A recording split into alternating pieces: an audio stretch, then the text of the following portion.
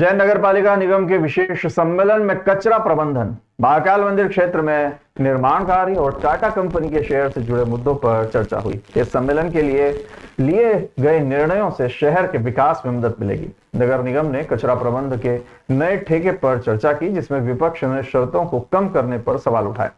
नेता प्रतिपक्ष रवि राय ने कहा है कि हमने अपने सुझाव दिए हैं और अगर गलत कदम दिए गए तो हम सड़कों पर आंदोलन करेंगे। हमने अपने सुझाव में कचरा प्रबंधन के लिए बेहतर व्यवस्था करने की बात कही है और महाकाल मंदिर क्षेत्र में निर्माण कार्यों को जल्द से जल्द पूरा करने की मांग की है। सम्मेलन में महाकाल मंदिर क्षेत्र में 500 मीटर के दायरे में रुके हुए निर्माण कार्यों पर भी चर्चा हुई। निगम सभापति कलावती यादव ने कहा, सदन में सर्वसहमति से सभी प्रस्तावों को पारित किया गया। हमने सभी मुद्दों पर विस्तार से चर्चा की और सर्वसहमति से निर्णय लिया है। हमें उम्मीद है कि इस निर्णयों से उज्जैन नगर निगम के विकास में मदद मिलेगी। महापौर ने कहा कि टाटा कंपनी का काम लगभग 80% पूरा हो चुका है, लेकिन नेता प्रतिपक्ष रवि राय ने कहा कि यह बयान अतिशयोक्तिपूर्ण है और शहर की जनता जानती है कि काम 20 से 30% ही पूरा हुआ है। रवि राय ने कहा कि महापौर के दिए गए लिखित एवं कथन की वे एवं कांग्रेस पार्टी समीक्षा करेंगी और अगर इन कथनों में अतिशयोक्ति या बिना काम की कथन कहे गए लिखित में जानकारी दी गई तो इसका संदर्भ में भी कांग्रेस पार्टी के पार्षद साथी समीक्षा करेंगे। पर कांग्रेस पार्टी के हमारे सभी साथियों ने इस पे बहस की है, चर्चा की है और सुधार कार्य करवाया। जैसे कि उज्जैन में कचरा वाहनों का जो एक बड़ा ठेका दिए जाने की बात थी, तो उसमें इतनी सारी शर्तें पिछली बार की जरा कम कर दी गई, तो निश्चित रूप से आज हमारे पार्टी के सभी पार्षदों ने हमारे द्वारा एक पूरक दिया गया है और उसमें करीब 15 बिंदुओं पे हमने अपनी बात रखी है ताकि नगर के नागरिकों को कचरा गाड़ी समय पे आए, अच्छी स्वच्छ गाड़ी आए, धुली हुई गाड़ी आए और ओवरलोडेड ना हो और प्रतिदिन गाड़ी आए और उस पर विभिन्न प्रकार की पेनल्टी की भी हमने बात की है जो उसमें नहीं थी। इसके अलावा आज सबसे महत्वपूर्ण बात ये थी कि हमारे लोक महत्व के कथन पे महापौर के द्वारा तत्काल जो हमारे महाकाल मंदिर परिक्षेत्र के 500 मीटर के जो निर्माण कार्यों पर कल लगभग 4.5-5 वर्षों से रोक थी, आज प्रस्ताव के आधार पर सदन में चर्चा हुई, व्यापक चर्चा हुई। महापौर जी ने अपने कथन रखे हैं और हमारे द्वारा जो जागरूकता के तहत विषय उठाया था उस पर आज स्वीकृति की बात की गई। आयुक्त नगर निगम को चूँकि स्वीकृति का अधिकार है, उनको निर्देशित किया गया। इसी के साथ टाटा कंपनी जो शहर की एक गंभीर मुद्दा है, शहर की जनता बहुत ज़्यादा परेशान है। चारों तरफ खुदाई, धूल, मिट्टी जो उड़ रही है, नगर के नागरिक परेशान हो रहे हैं, यातायात पूरा जाम हो रहा है, लोगों को, छोटे छोटे बच्चों को निकलने में तकलीफ आती है। इस विषय को लेकर के भी आज हमने महापौर के कथन लिए हैं, महापौर ने अपने कथन दिए हैं। हमने जो कथन हमारे पास आए हैं उसका हम कांग्रेस पार्टी के सभी पार्षद लोग इसकी समीक्षा करेंगे। नेता प्रतिपक्ष रवि राय ने कहा है कि कचरा प्रबंधन के लिए बेहतर व्यवस्था करने की जरूरत है। उन्होंने कहा कि कचरा घर घर से लेने की व्यवस्था की जाए। वर्तमान में कचरा नागरिक को स्वयं गाड़ी में डालना पड़ता है। इसी के साथ गाड़ी पर एक ड्राइवर, एक कचरा लेने वाला और एक व्यक्ति नगर के नागरिकों को जागरूकता प्रदान करने वाला होना चाहिए। नेता प्रतिपक्ष रवि राय ने आगे कहा कि महाकाल मंदिर क्षेत्र में निर्माण कार्य की अनुमति के संबंध में पूछे गए लोक महत्व के प्रश्न पर भाजपा बोर्ड ने श्रेय लेने का प्रयास किया। उन्होंने कहा कि आयुक्त नगर निगम को शीघ्रता से अनुमति जारी करने के लिए निर्देशित किया जाना चाहिए। मुद्दे सदन के एजेंडा में थे और 2 प्रस्ताव अतिरिक्त उसमें जोड़े गए। एक प्रस्ताव MIC से आया था और 2 कथन विपक्ष की तरफ से थे। उन सारे विषयों पर विस्तृत चर्चा हुई, सार्थक चर्चा, सारगर्भित चर्चा हुई और सदन में सर्वानुमति से सभी प्रस्तावों को पारित किया गया। चूँकि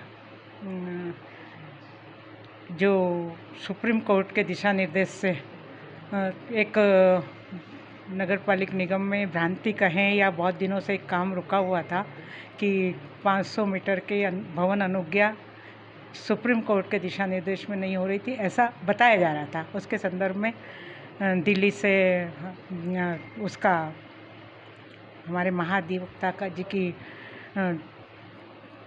जो विधिक राय थी वो आई हुई थी और उसमें स्पष्ट राय आने के से उस मुद्दे को, चूँकि वो कार्यसूची का प्रकरण क्रमांक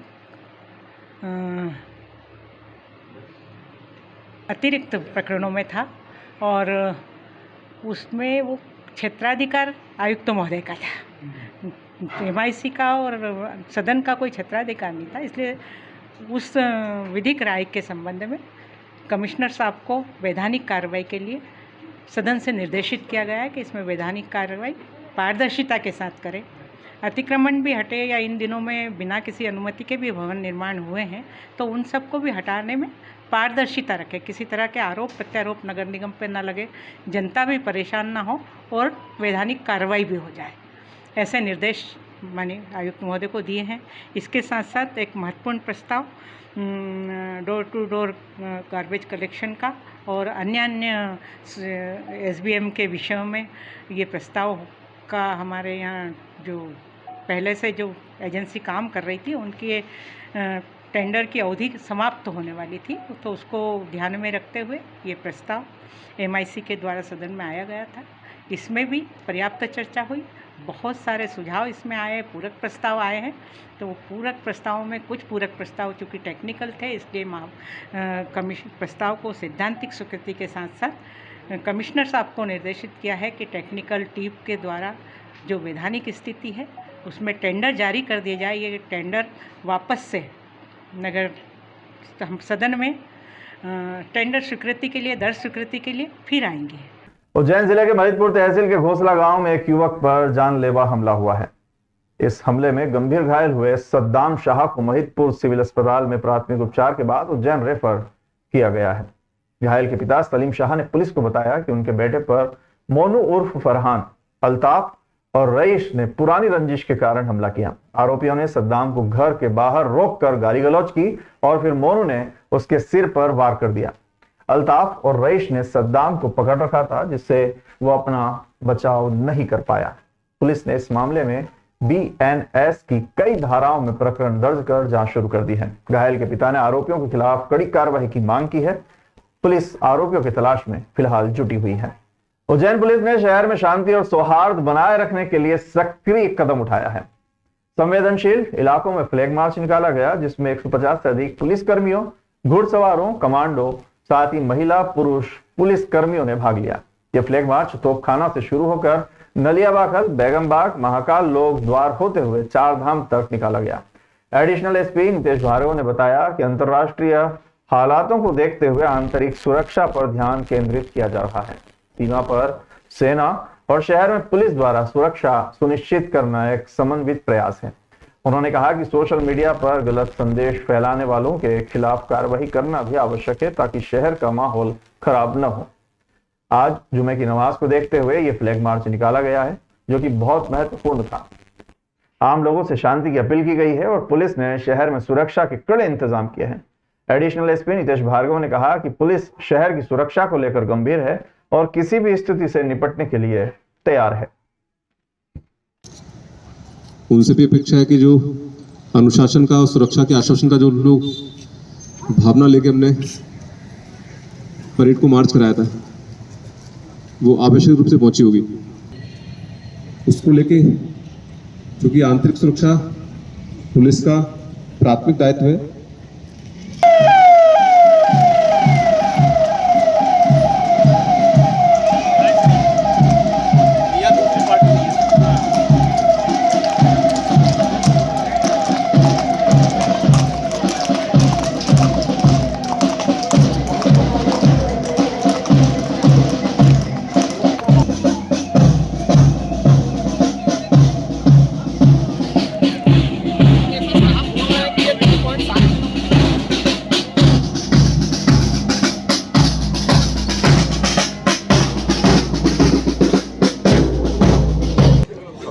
अंतर्राष्ट्रीय सिचुएशन है उसके हिसाब से हम लोग लगातार इंटरनल सिक्योरिटी को लेकर फोकस कर रहे हैं।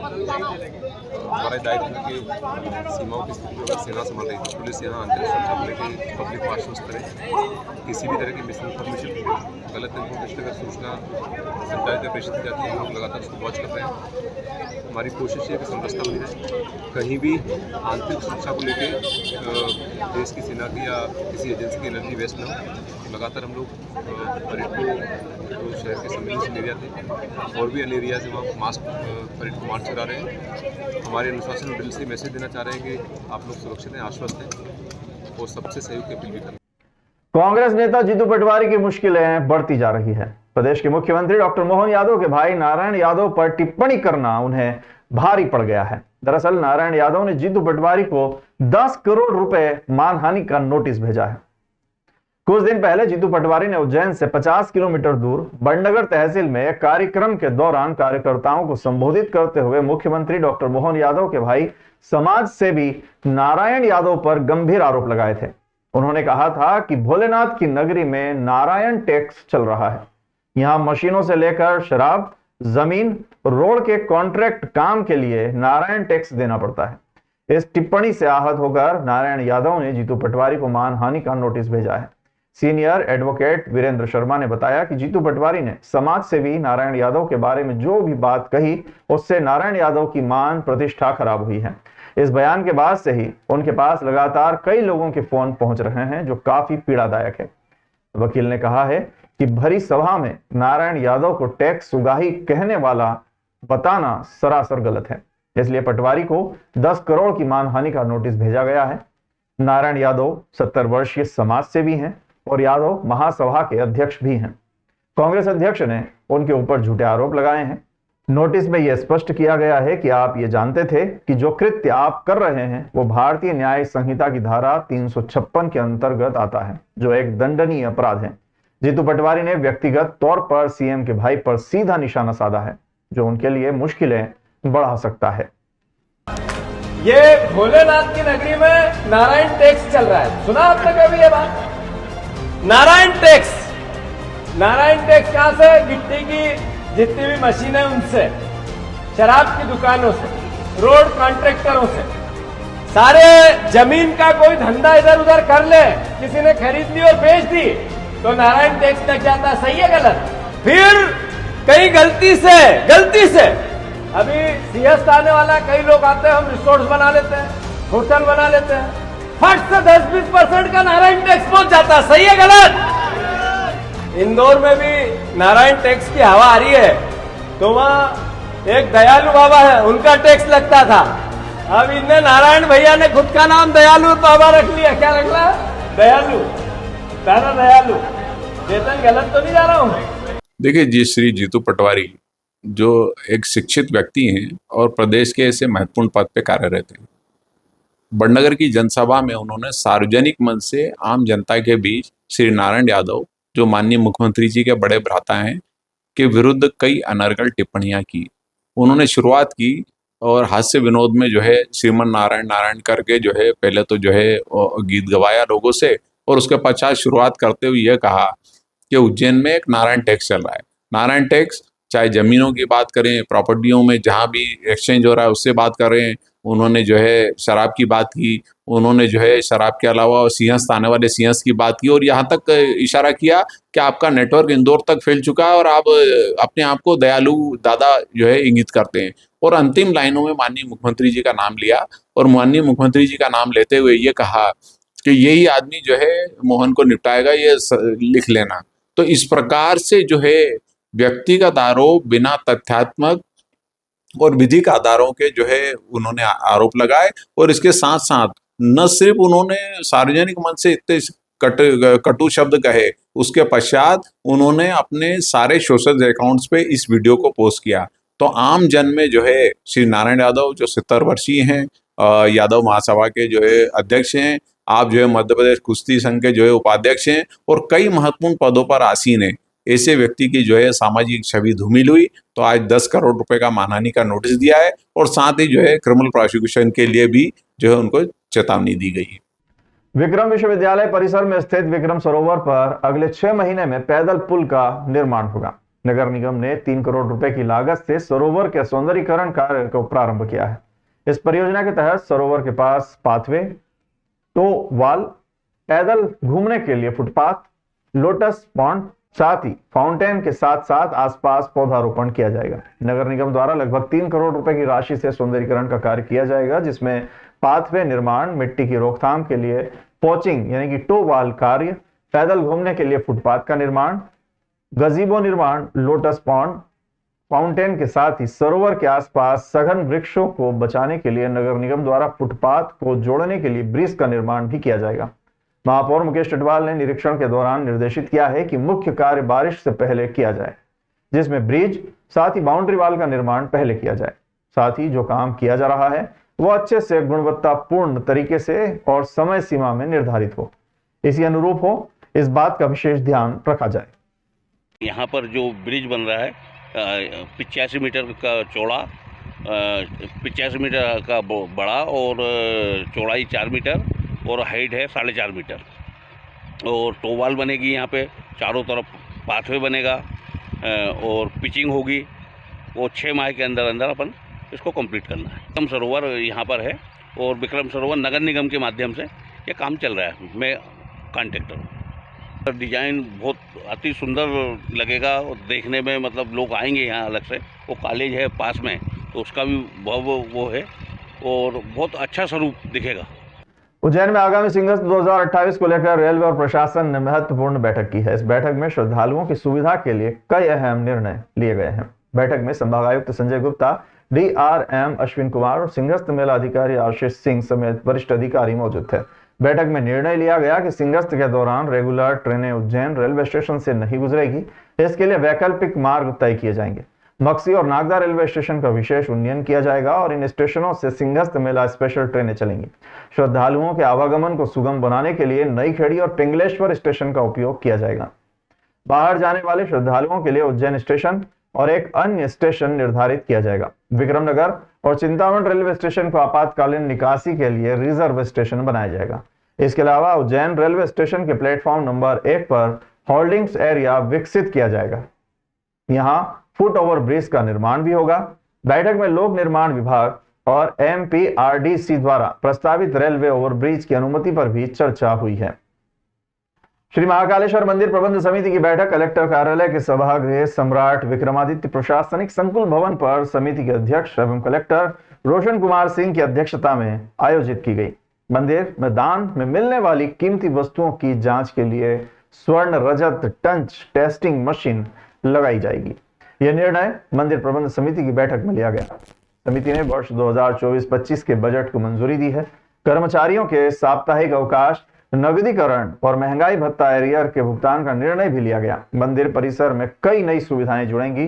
नगर निगम द्वारा गीता भवन की स्थापना को मंजूरी मिली है। दान में मिले ई-कार्ड के लिए पार्किंग और चार्जिंग स्टेशन बनेगा। महाराजवाड़ा और महाकाल परिसर में रिटर्निंग वॉल का निर्माण होगा। मंदिर के प्रवेश द्वारों पर ऑर्नामेंटल गेट लगेंगे। भस्म आरती में श्रद्धालुओं की संख्या सीमित की जाएगी और चलित भस्म आरती की व्यवस्था की जाएगी। मंदिर समिति के अन्नक्षेत्र, लड्डू प्रसाद निर्माण इकाई और वैदिक प्रशिक्षण शोध संस्थान के लिए 2025 से 28 की खाद्यान्न आपूर्ति निविदा को मंजूरी दी गई है। श्रद्धालुओं की सुविधा के लिए रेलवे स्टेशन, बस स्टैंड और मंदिर के प्रवेश द्वारों पर सभी सेवाओं की जानकारी प्रदर्शित की जाएगी। बैठक में महंत विनीत गिरी जी महाराज, SP प्रदीप शर्मा, महापौर मुकेश चटवाल सहित अन्य वरिष्ठ अधिकारी भी मौजूद थे। मध्य प्रदेश में हुए अचानक मौसम बदलाव से हुई बारिश ने नागदा में जगह जगह पानी एकत्रित कर दिया है, जिससे नागदा के सब्जी मंडी में दुकानदार और ग्राहक दोनों काफी परेशानी में दिखाई दे रहे हैं। नगर में हुई अचानक बारिश से नगर पालिका द्वारा चलाई जा रही स्वच्छ भारत मिशन की पोल खोल कर रख दी है। दुकानदार महिलाओं ने शिकायत करते हुए बताया कि कई बार शिकायत करने के बाद भी समस्या का समाधान नहीं किया गया। महिलाओं का कहना था कि यहाँ झाड़ू भी निकालने का कार्य नगर पालिका कर्मचारियों का है, परंतु कोई भी कर्मचारी सफाई करने नहीं पहुंचता है। यहाँ हमें झाड़ू भी निकालना पड़ती है। शिकायत करने वाली महिलाओं का कहना है कि नगर पालिका को नियमित रूप से सफाई व्यवस्था करनी चाहिए ताकि दुकानदारों और ग्राहकों को परेशानी न हो, लेकिन नगर पालिका के कर्मचारी अपनी जिम्मेदारी नहीं निभाते हैं। नागदा के सब्जी मंडी में पानी एकत्रित होने से दुकानदारों को आर्थिक नुकसान भी हो रहा है। दुकानदारों का कहना है कि नगर पालिका को जल्द से जल्द समस्या का समाधान करना चाहिए।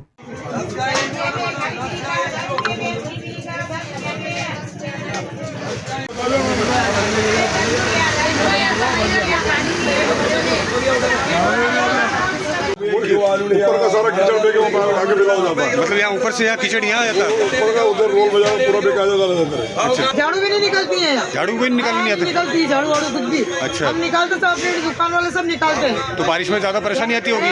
कोई गिराक ही नहीं आता, बैठे होते ऐसे ही। अच्छा अच्छा, सब्जी नहीं बिकती है।